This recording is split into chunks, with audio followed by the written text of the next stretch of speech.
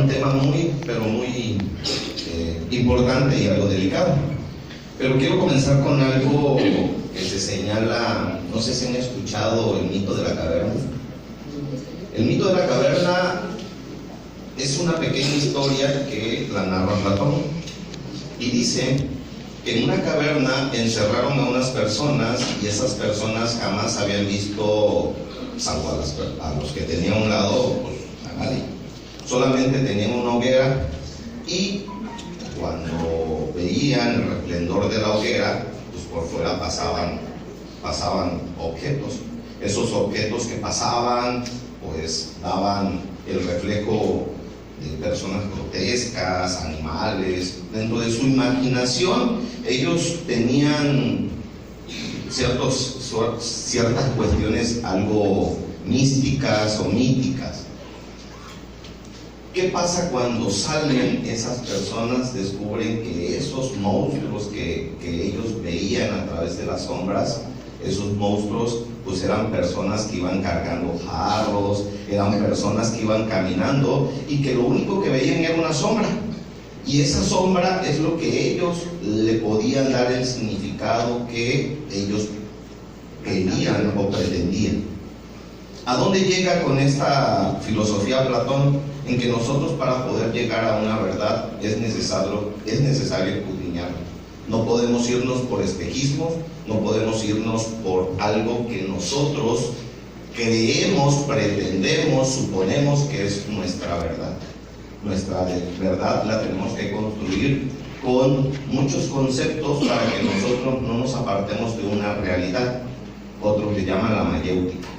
Bueno, y aquí yo quiero exponerles algo que a través de estudios, a través de todo un proceso y que todavía no se ha concluido, he llegado a parte de una verdad y la pongo en la mesa para que ustedes en su momento pues la puedan escudriñar y puedan sopesar si comparten o no pueden compartir una verdad.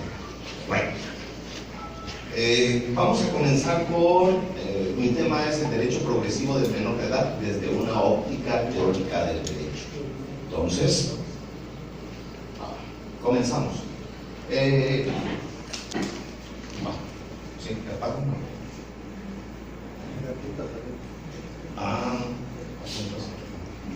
Bueno, la evolución del derecho de familia. La familia ha evolucionado totalmente. Nosotros tenemos nuestra forma, nuestro modelo de justicia es la romana germánica.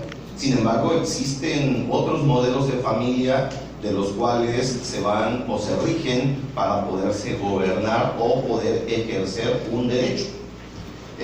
Pues está el common law, que es el sistema anglosajón, que es el que se da en Estados Unidos. Por lo tanto, tienen un sistema distinto de cómo poder ejercer el derecho de las personas. El socialista, que también es una forma de gobierno y en la cual tienen sus mecanismos para poder hacer valer el derecho de las personas. Bueno, también existe el religioso. Actualmente, yo utilizo mucho una palabra que se llama un fenómeno social. El fenómeno social quiere decir que va evolucionando el concepto que nosotros veníamos arrastrando desde que nos enseñaron el A, el B o el C del derecho. Y en el derecho de familia, pues no es excepción. ¿Qué pasa? Cuando se da el concepto de familia, el prototipo es mamá, papá e hijos. ¿Sí? Este fenómeno social, a través de la evolución, ya ha cambiado. ¿Por qué? Porque en la actualidad la familia no nada más la compone el papá, la mamá y los hijos, sino la compone mamá, mamá, papá, papá, mis hijos y tus hijos, que es la ensamblada, tus hijos, y aunque no tengamos hijos, somos de acogidas, que es un término que se le está dando. ¿Qué quiere decir el derecho? Que el derecho le está dando un significado a esos fenómenos sociales. Actualmente existe un estudio sobre una teoría que se llama la constitucionalización del derecho civil y por ende también la familia. Entonces, esta evolución de la familia, el Estado tiene que adecuarse a las condiciones que se están dando en la actualidad. ¿Por qué? Porque si nosotros nos vamos con los orígenes de nuestro modelo legal, ¿no?, que es el romano-germánico, pues ya desapareció ese modelo que nosotros teníamos. Sin embargo, existe una familia. Antes se desconocía, es más, no se podía tratar que era una familia. Muchos juristas quisieron implementar o quisieron darle un concepto distinto. Decían, no, es que la familia desde sus orígenes es papá, mamá e hijos, nada más. Pero dos personas que son del mismo sexo no pueden ser consideradas familia. Pónganle el nombre que quieran, pero no familia. Y es donde se da una colisión de derechos o colisión de conceptos. Sin embargo, a mi parecer, pues estamos hablando de familia. Y a mi parecer, porque el 80% de muchos juristas y las personas que se dedican a estudiar la evolución de la familia, pues coinciden con esto, ¿sí? Es ahí donde comienzan a darse las explosiones sobre luchas sociales. ¿Por qué? Porque las personas minoritarias o grupos minoritarios comienzan a hacer valer sus derechos para poder identificar algo que se llama igualdad, que no es lo mismo que equidad, ¿sí? Entonces, vamos a identificar muy bien que igualdad no es lo mismo que equidad. Para que nosotros podamos entender esta evolución que hay que saber perfectamente que la igualdad no es lo mismo que equidad. Bueno, ahí hice alusión sobre unos modelos de familia que son las que se están dando, las familias monoparentales, que son las familias que yo soy divorciado o la persona ya falleció, la mamá de mi hijo, pues bueno, nada más vivo con mi hijo o mi hija y yo soy una familia, ¿sí? Entonces, si yo soy una familia, tengo que tener los mismos derechos que la demás familia y tengo que ser considerado como tal, ¿sí? Y la homoparental, que es las personas del mismo sexo. Bueno, ¿algunas dudas aquí? Bueno, si algo no le entienden, por favor, me lo hacen saber.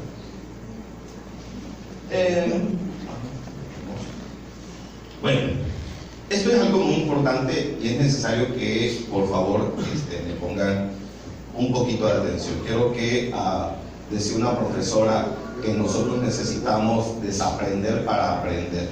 Y para poder desaprender para aprender, es muy importante conocer la evolución que tiene o las corrientes filosóficas que tiene el derecho.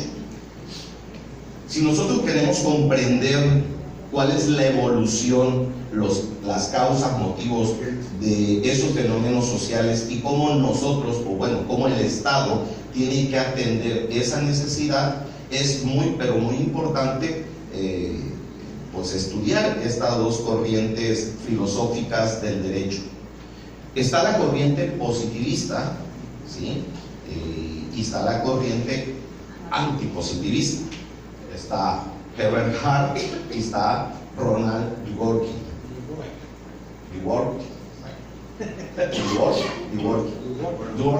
Bueno, entonces uno es de Estados Unidos. Dworkin.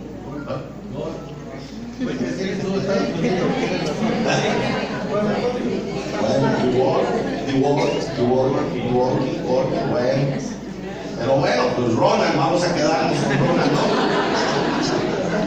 ¿no? Yo por el inglés, que muchos, o sea, sabemos es el británico o es el americano, ¿no? Bueno, estas dos corrientes entran en un choque.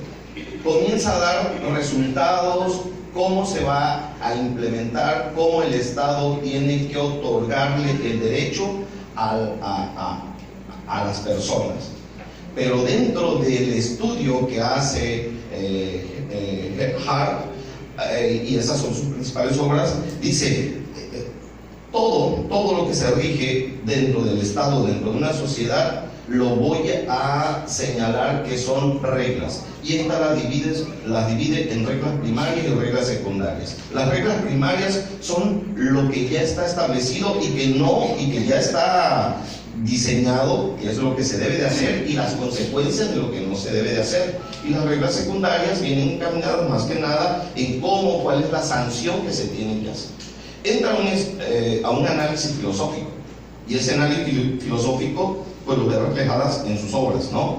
Dice que nosotros, por el hecho de estar conviviendo, por el hecho de relacionarnos dentro de una sociedad, nosotros asimilamos ciertas conductas, y estas conductas que nosotros estamos asimilando ya nos están haciendo partícipes y nos estamos sometiendo a ese tipo de conducta, bueno, a esas reglas que ya existen, que son reglas primarias. Nos pone un ejemplo, bueno, lo voy a asimilar aquí en el ejemplo, ¿no?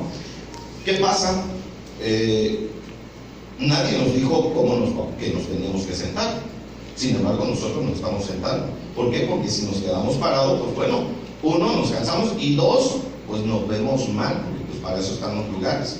Entonces ya nosotros estamos adaptando ciertas reglas. ¿Por qué? Porque por consentirlas. ¿Por qué nos quedamos callados todos? Bueno, porque es parte de una regla, ya nosotros le estamos consintiendo. Y esa forma es lo que menciona Hart. Desde el momento en que nosotros ya estamos consintiendo un derecho, desde ese momento, pues ya nos estamos sometiendo a la jurisdicción del Estado.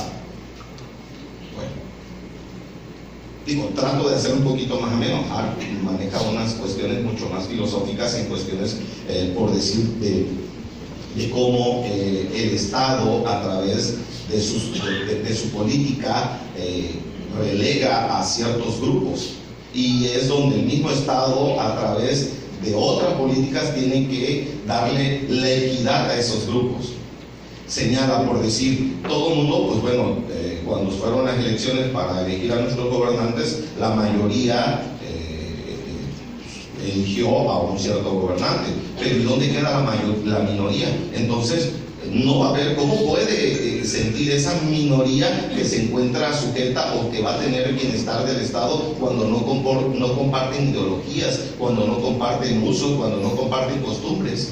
Entonces es algo mucho más profundo lo que señala Hart, y es donde da la explicación en cuanto a cómo el Estado tiene que satisfacer las necesidades de la sociedad, y ponderando a las clases minoritarias a través de reglas.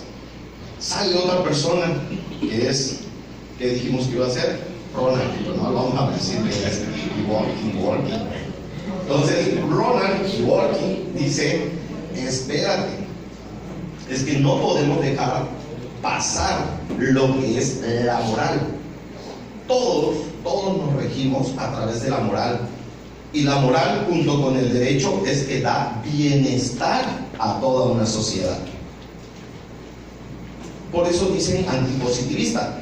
Ahora, se señala, ¿por qué se dice positivista? Pues bueno, es lo que les di, es cómo lo identifican, cómo lo etiquetan los que son las corrientes contrarias, ¿no? No es porque Hart haya dicho yo soy positivista, no, es que así lo etiquetaron, es que tú eres peleonero, es que tú eres hablador, así, ¿no? Entonces, pues a él le dijeron positivista en lugar de decirle así, ¿no? Entonces, dice Ronald, dice, espérate, nosotros,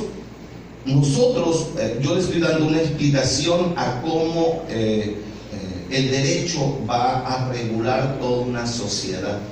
¿Y cómo lo voy a hacer? Pues bueno, a través, dando explicación de los principios. Esos principios son los que tienen que prevalecer, por eso no se pueden apartar de la moral. ¿Y cuál es el principio, por ejemplo, del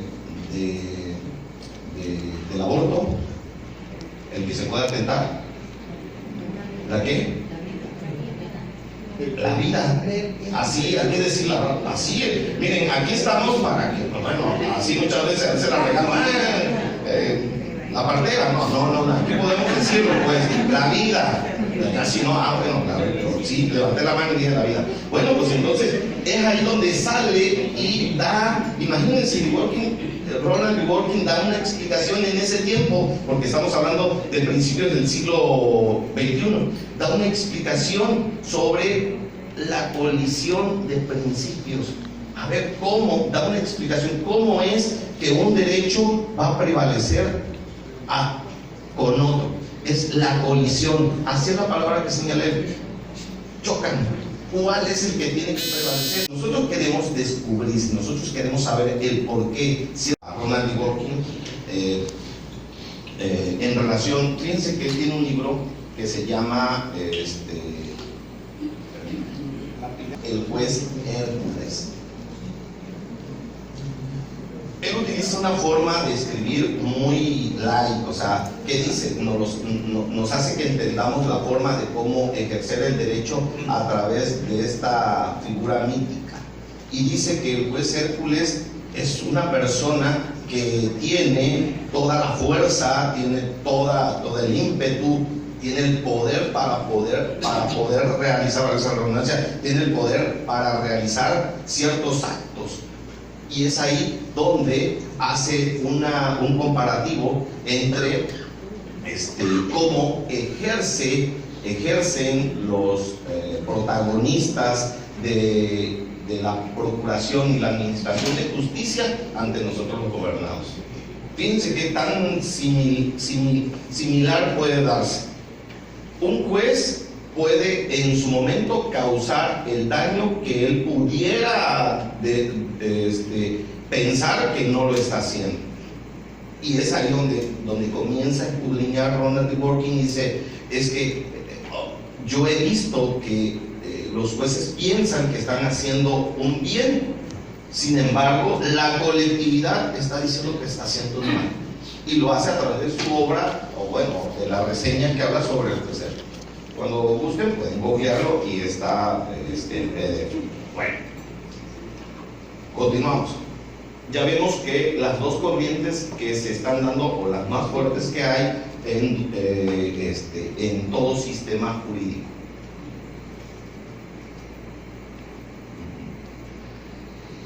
Nosotros tenemos en nuestra constitución política, bueno, sí les quedó claro a las dos corrientes cómo es que el derecho pueden en su momento ejercerlos, cuál es el positivismo, cuál es el antipositivismo, cuál es la creación o la teoría de Herbert Hart y la de Ronald Dworkin. Bueno, nosotros tenemos en nuestra constitución política de los Estados Unidos mexicanos se reforma el artículo primero y nos dice: todas las personas gozarán de los derechos humanos reconocidos en la Constitución, y señalan los tratados internacionales. Esta reforma viene a abrir el parteaguas, y en donde rompe con el estereotipo de ¿quién habías dicho hace rato? De Keynes, de la pirámide. Entonces, ya la pirámide de Keynes, ¿qué dice? Pues antes, nada más, ¿cuál es la norma suprema? La Constitución, pero aquí ya la abre una apertura, ¿vale? Bueno, entonces ya ahorita señala que son los tratados internacionales, ¿sí? Bueno, entonces sí saben, entonces.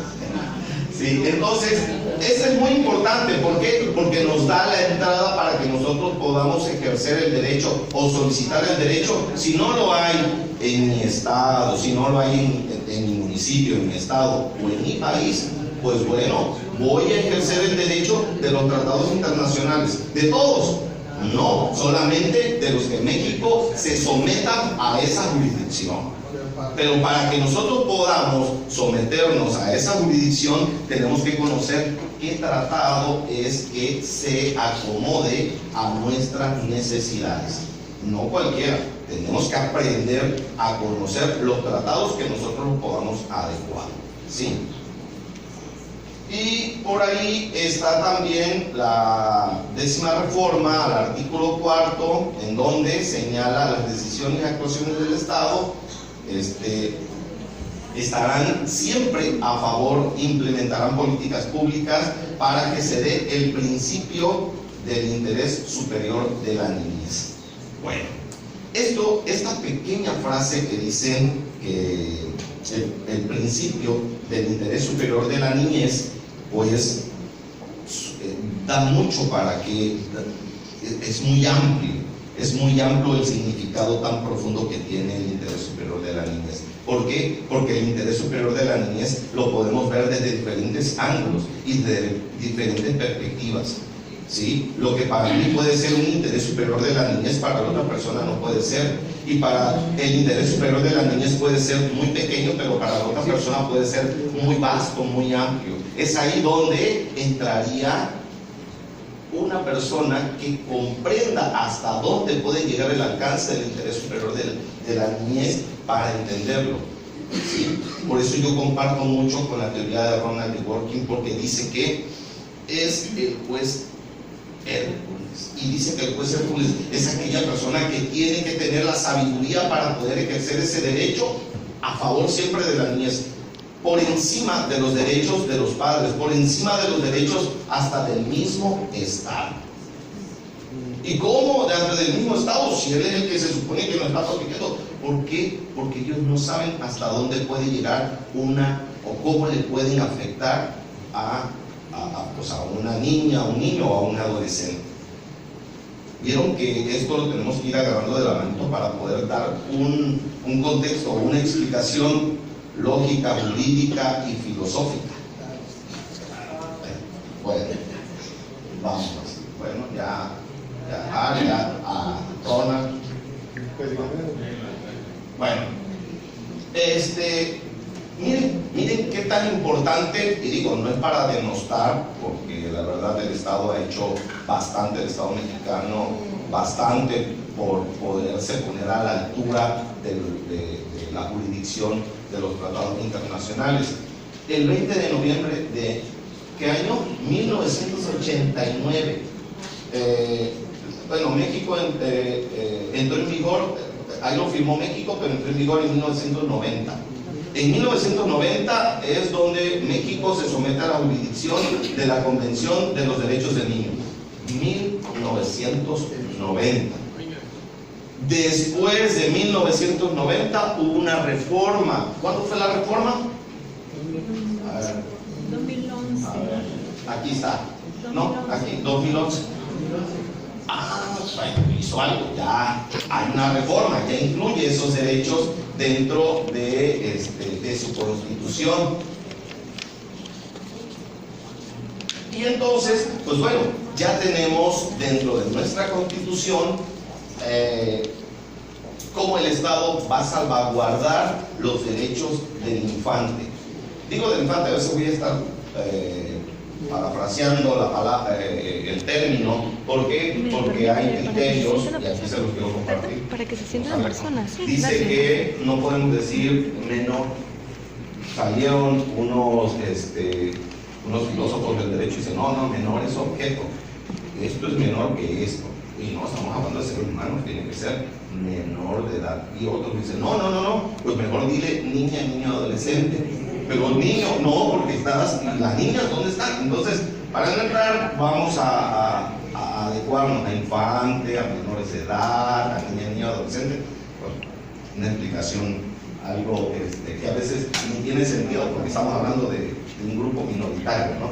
Entonces, después de su reforma que tiene nuestra Constitución, de la cual se había sometido el Estado mexicano, de que tenía que implementar políticas públicas para poder pues salvaguardar los derechos de las niñas, niños o adolescentes, pues lo hace en el 2011, ¿sí? Y a raíz de la reforma se crea una ley que se llama la Ley General para Niñas, Niñas, Adolescentes, y también obligan a todos los estados a que emitan pues bueno, los instrumentos jurídicos para poder salvaguardar este derecho que el Estado mexicano se había sometido a esa jurisdicción desde 1990. Bueno.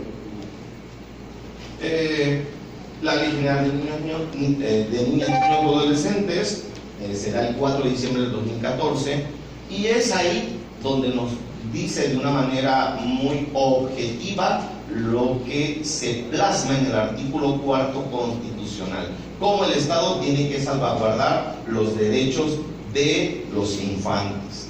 Ya ahí nos los da de una manera mucho más detallada. Como principio. ¿Dudas? ¿Dudas hasta aquí? Nada, bueno, continuamos. De ahí comienzan a haber muchas personas que comienzan a invocar derechos internacionales en donde México se somete a esa jurisdicción. Está la Convención Americana de los Derechos Humanos, donde habla también de los infantes. Está la Convención de los Derechos del Niño, y es ahí donde se comienza a dar de una manera progresiva la implementación de derechos de este grupo minoritario. Pero, aquí viene el pero, lo hacen de una forma general, ¿sí? Lo hacen de una forma general. ¿Por qué digo pero? Porque nosotros tenemos que tener el pleno conocimiento de saber cuál es la norma, cuál es el tratado internacional que vamos a invocar o a hacer valer cuando nos encontremos ante un caso en específico. No es para todo, ¿sí? Porque si no, estaríamos, como se dice coloquialmente, pegándole a la piñata con los ojos vendados. Entonces nosotros tenemos que ser contundentes, objetivos al momento de hacer un derecho, ¿sí? Es ahí porque comencé con el mito de la caverna, porque solamente nosotros, ya teniendo plenos conocimientos, es que podemos identificar cuál es la problemática y cuál sería la solución que nosotros le vamos a dar a esa problemática, ¿sí? Fíjense, de ahí comienzan a haber una manifestación de derechos. No es lo que yo creo, no es lo que cree el juez, no es lo que cree el fiscal, no es lo que cree el abogado, ¿sí? No es así. Y es cómo se manifiesta el que yo creo, el que yo pienso, el que yo supongo, pues a través de la pronunciación que tiene la Suprema Corte.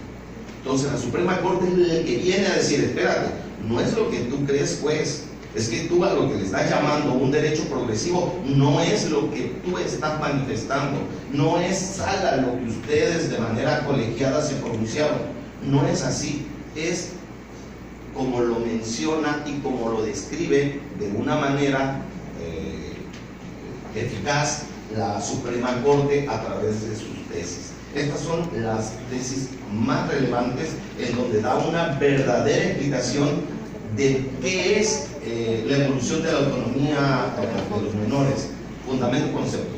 Si ustedes leen la tesis, pues bueno, es solamente como un razonamiento pequeño, pero si ustedes se van al grueso de esas tesis, van a encontrar toda una corriente filosófica. Posiblemente van a encontrar a Herbert Hart, posiblemente van a encontrar a Ronald Dworkin por ahí. ¿Por qué? Porque los ministros le dan una explicación lógica, jurídica y filosófica a sus pronunciamientos.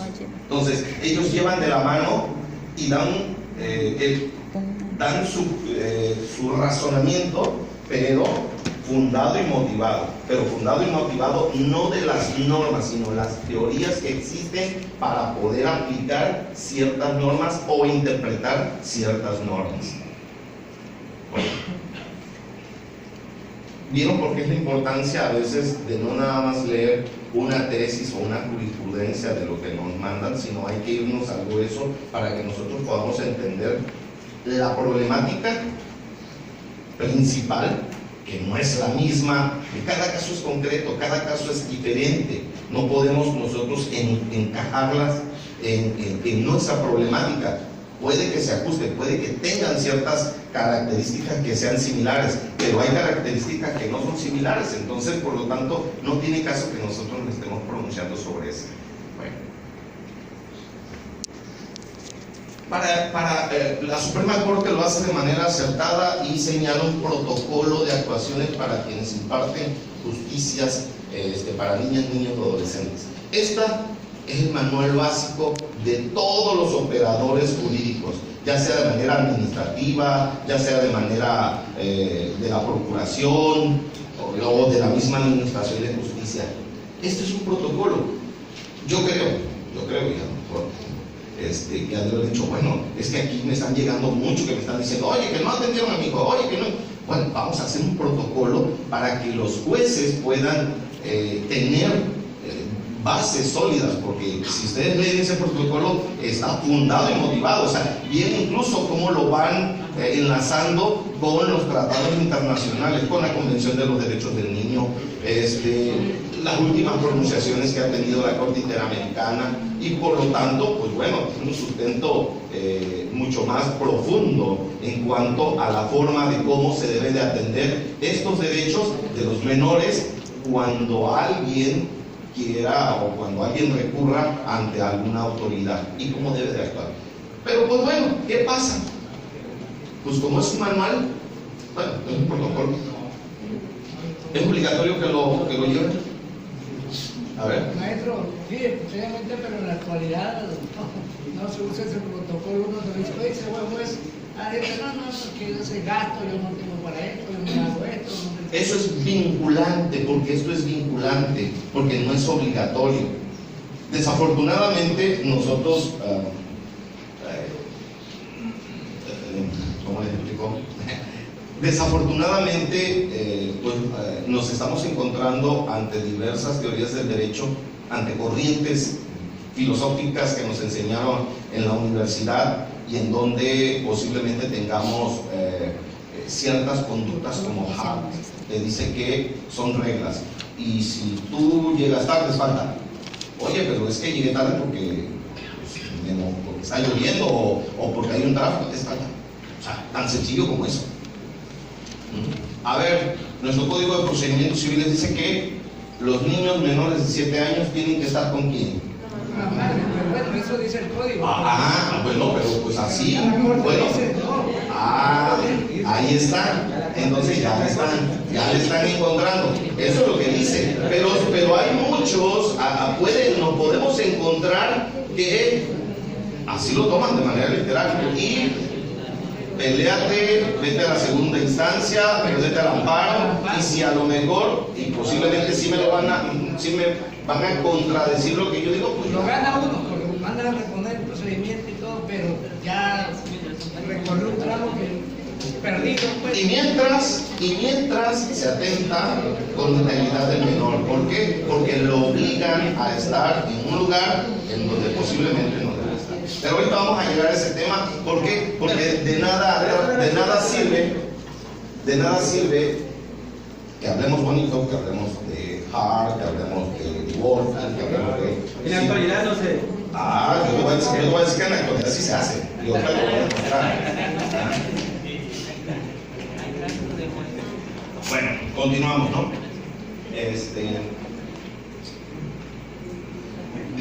Estos casos son muy, pero muy importantes. Estos casos los tomé de la Corte Interamericana de Derechos Humanos y están relacionados con niños, están relacionados con menores, ¿no? Y son diferentes condiciones, como les digo, son casos, pero muy... con tendencias muy únicas que no se pueden traslapar con otros derechos. Sin embargo, nosotros podemos tomar la parte esencial o lo que a nosotros nos acomode en cuanto al derecho que estamos queriendo exigir y podemos poner como referencia el tiempo que se tarda para ejercer el derecho y para poder salvaguardar los derechos de las niñas, niños o adolescentes. ¿Sí? Está obligado, ahora sí, como dicen, pero ¿qué necesidad hay de que tengamos que primera, segunda, irnos hasta la Corte Interamericana para hacer valer ese derecho? Si eso es una obligación, por eso se sometieron, por eso firmaron. ¿En qué año? ¿En 1900 qué? O sea, se sometieron a la jurisdicción de la Convención de los Derechos del Niño.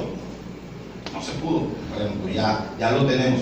Eso es lo más importante, que nosotros conozcamos casos relevantes, busquemos cuáles son los derechos que en verdad se están afectando dentro de nuestro caso en concreto, para poderle darle o para poderle ejercer o levantar el dedo al niño adolescente. Si nosotros no hemos conocido la Convención de los Derechos del Niño, nos estamos hablando de una manera muy subjetiva. O sea, no por el hecho de decir, yo conozco la ley y yo la puedo ejercer, no vamos a obtener, ¿qué vamos a obtener? El resultado que nosotros pretendemos, no para nosotros, sino para este grupo considerado vulnerable. Trabajando y alimentando. Así es. Bueno, este es de su servidor. Acto reclamado, la omisión del fiscal del Ministerio Público adscrito al centro, o sea, es de aquí, no crean que no es de otro y que yo le vengo a hablar de algo que lo hicieron, no, es de aquí yo. Este es Choco 100%, ¿no? Omisión del fiscal del Ministerio Público del CAMBI a entrevistar al menor de edad bajo iniciales, domicilio ubicado en autoridad responsable. Ese fue mi acto reclamado. ¿Por qué? Oigan, el niño, la niña, ¿cómo lo voy a llevar a...? O sea, tiene un problema traumático, y no lo digo yo porque yo no lo puedo decir, yo hasta ahorita tengo soy doctor en Derecho, ¿no? Pero pues bueno, puedo utilizar, me hago de asistir de personas que tengan los conocimientos técnicos, científicos, para poder determinar que está mal. O sea, que nada más con el hecho de pararse, de llevarlo acá, porque ya lo habían llevado como 2 o 3 veces, y lo sienta en una sillita y está viendo, hay otros niños que están llorando, hay unos que llevan esposados. Ese niño, o sea, tiene un problema. O sea, nosotros podemos decir, ay, ¿pero qué pasa? Ay, ¿cuántos niños no llevan? No, pero pues no puede ser así. Entonces yo le digo, bueno, atendiendo al interés superior del menor, para que el Estado me dé la seguridad de que no se le afecte psicológicamente al niño, ¿por qué no van y le toman su declaración en su casa? La entrevista. Antes era la declaración, creo que fue declaración, ¿no? Sí, en 2017, bueno. No, ¿dónde? No tenemos personal. El psicólogo no puede ir. ¿Y cómo? ¿Y la gasolina quién la paga? Digo, sí, o sea, no lo van a llevar. Ustedes tienen que venir, si no, al padre le voy a aplicar una medida de apremio. Pues bueno, de mi modo, una medida de apremio. Me dice, ¿qué hago con mi hija? Pues hay que traerla. Me dice, pues oye, pero llora, grita, pues ni modos. Bueno, dice, no, pues tienen un abogado como ustedes, van a hacerlo en un futuro con esto. Entonces, promuevo un amparo con los derechos que ustedes ya les he descrito. Y miren dónde, en su casita. ¿Para qué tanto? ¿Por qué? Porque es un derecho. O sea, digo, ahí está. En virtud anterior, al haber omitido entrevistar al menor de edad en el domicilio, ello motiva que este juzgado conceda la protección de institución solicitada. Bueno, pues aquí lo más importante es de que ya hay precedentes que si no se atiende una orden emitida por un juez federal, puede iniciarles una carpeta de investigación.